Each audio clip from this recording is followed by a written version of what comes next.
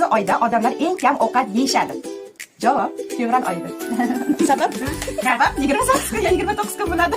Boshqa oylar. Yana yilga terib olaman. Qani? Yana yilga ishlasang bo'ladi. Ha, to'g'ri javob bergan odam shunaqa terib olar ekan. Yomon ekan. Shunaqa ketdimi? Shunday bir narsa bor, uni qishda hamma kutadi va kelganida hamma xursand bo'ladi. Lekin u yerda yerga tushsa hech qachon qaytib chiqmaydi. Bu nima? What? Bormi? Qoldi. Aniq javob. Aniq javob. Ahmenga aytmang, qaramchilik qilmang. Aniq javob. Javob berdim.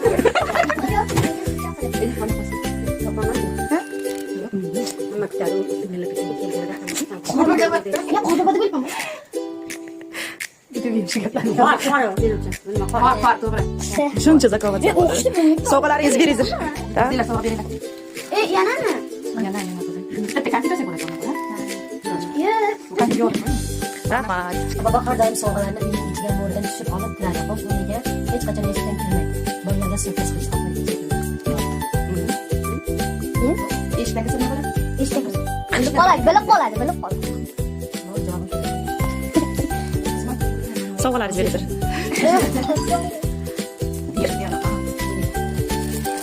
Mana ovoy. Archani bezatishda eng oxirida nima qo'yiladi? Albatta yulduzcha. Joyda Yo'q, biz ham olaman deb o'ylayman. O'zi bitta, lekin uni hamma aylanib raqsga tushadi. Albatta-chi.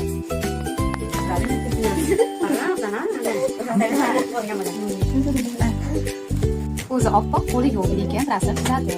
Bu Ayoz bobo.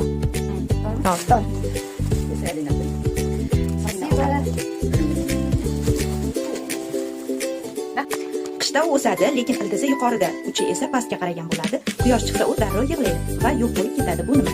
Bu muz tomchisi.